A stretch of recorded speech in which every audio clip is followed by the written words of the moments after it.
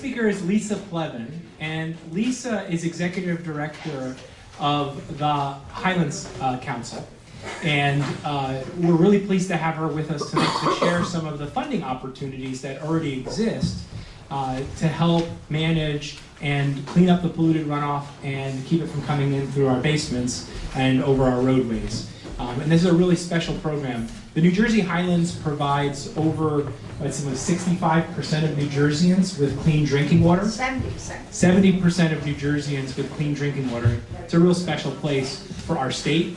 Clean drinking water obviously is really important for our health, but it's also important that it's reliably clean and also affordable. So there's a lot of water-intensive industries in New Jersey, like pharmaceuticals and manufacturing. The Budweiser, have you ever seen that outside of Newark Airport facility that's making beer, is here because water is good and affordable. And so there's a reason that keeps us competitive, and this whole region is a real important part of that economy. So with no further ado, we got Lisa Plevin with the New Jersey Highlands Council. Hello.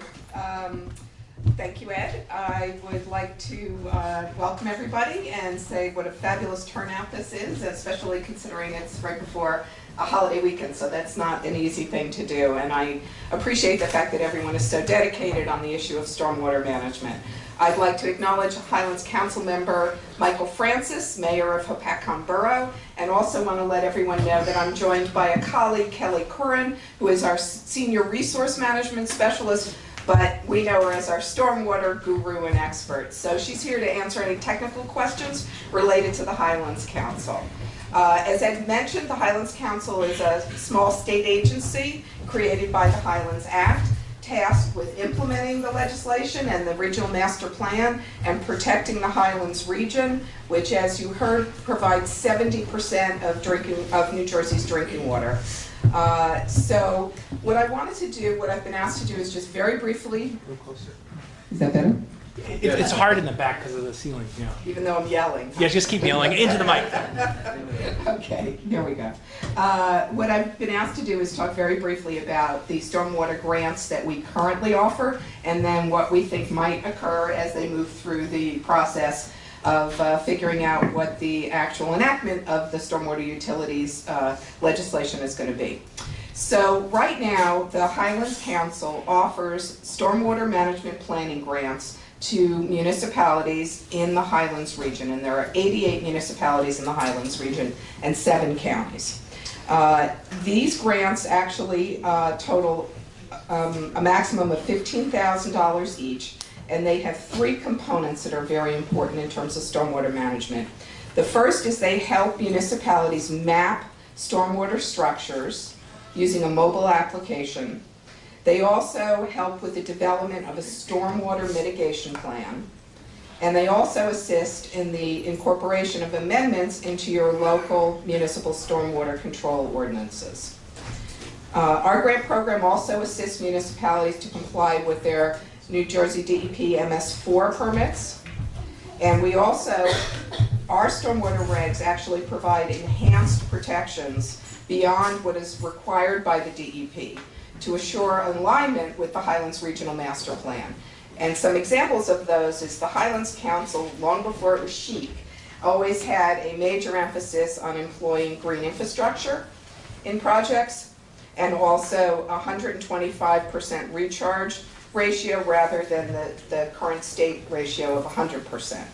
So we've always been looking to not just protect the water resources of the Highlands region, but also work to enhance them whenever possible. And in addition to the grant that I mentioned, one of the interesting things about our agency is because we're small and because our mission is so specific, we are often able to be flexible beyond simply what is written in the regulations.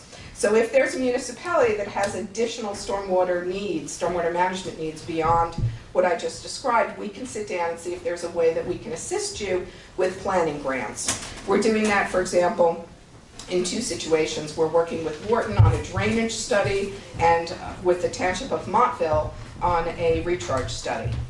Currently, we've got 13 Highlands municipalities that we're working with on stormwater management. leveraging not just our planning and financial assistance monies, but also our technical assistance. And again, I refer you to Kelly. Jefferson, in fact, is one of the municipalities participating in our stormwater grant program, and they've completed mapping and assessments of stormwater outfalls. So we appreciate the work that Jefferson is doing.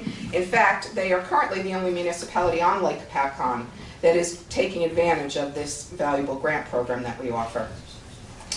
I do want to point out one particular interesting project that I think all of you can relate to, which is we're working with the Lake Hopatcong Commission on a grant to update their water implementation plan, their watershed implementation plan. See what happens when you give people money? And when you care about the right things.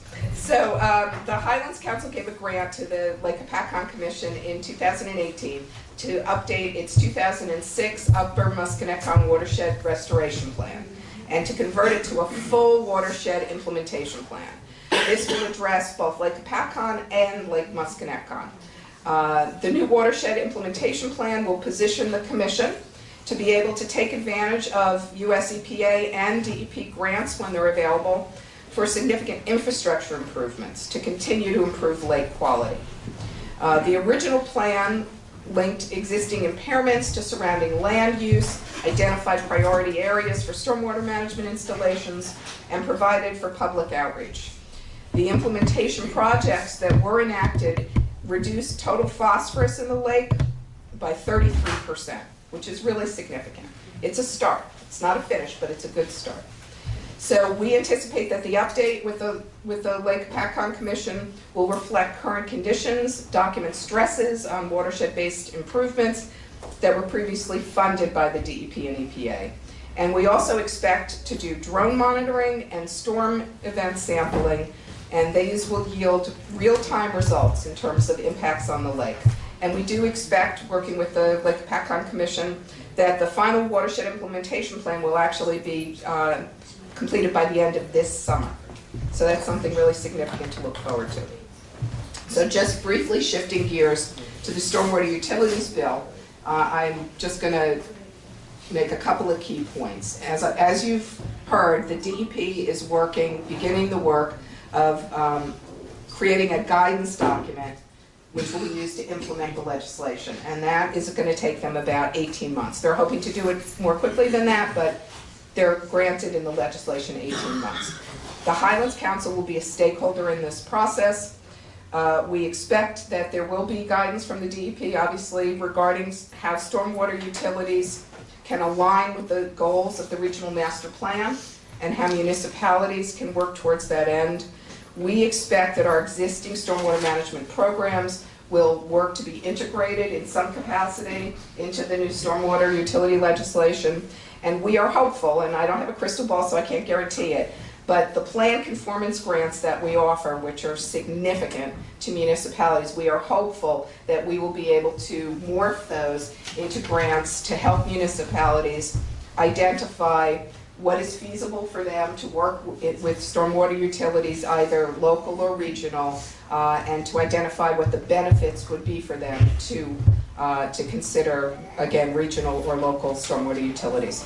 So we may be one of the only folks in town that may actually have money available for municipalities to assess what this may mean to them, and we look forward to that. So that's it. Thank you.